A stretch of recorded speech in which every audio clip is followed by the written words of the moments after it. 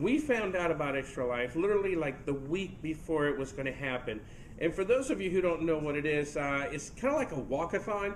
You know how you walk and people sponsor you? Well, I don't want to walk. So it's a game-a-thon. And literally, we play games for 24 hours and people sponsor us, and the money goes directly to your local Children's Miracle Network hospitals. Well, we found out about this the week of, and basically it was two guys on a sofa trying to stay awake for 24 hours with our family members, my wife and our kids kind of kicking us every once in a while to make sure we stayed awake. And we raised $233. And we were so excited. And fast forward to our 4th year.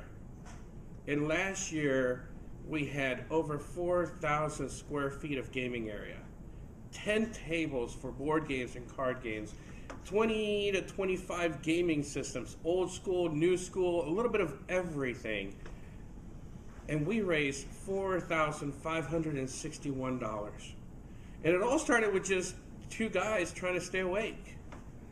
It's so easy, and it's so much fun, and you get to do so much good. One of you asked me, what was the biggest boss fight that you've ever had? I used to go to an arcade with my buddy Alan, and this is late 80s, so you guys can do the math. And we would get a bunch of quarters, just a bunch of quarters, quarters after quarters. We'd get $5, $10, whatever we needed. And we were determined to beat this game. And it wasn't so much that the boss was so hard as much as we lost a life and we grab another quarter, we put it in, and we lost a life, we grab another quarter and we put it in, we lost a life, we grab another quarter and we put it in. And we kept going until we beat the game. We just kept putting those quarters in until we beat the game. We were determined. And unfortunately, there were days where we just ran out of money. And we'd have to leave and go, okay, well, I guess we'll come back and do it another day. And we'd come back maybe the week after and go, okay, well, we're going to try again.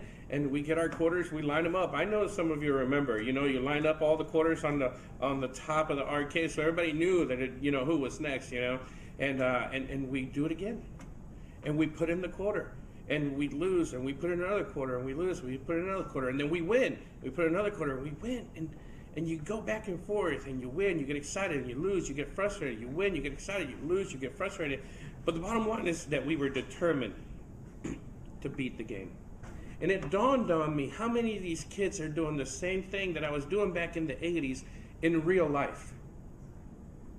They come here to the hospital, and some of the ones that we talked to came from 2-3 hours away. And they put in the quarter, and they fight. And they put in another quarter, and they fight again. And they keep fighting, they keep fighting, and they keep fighting until the day that they hope to beat the game. And some days you win, and other days you lose.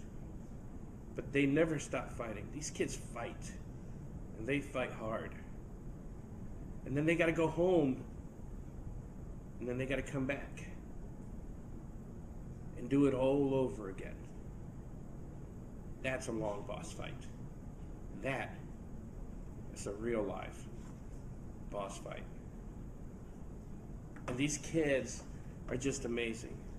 The fact that they're willing to just fight and fight and fight and just put another quarter in until they beat it, it means a lot.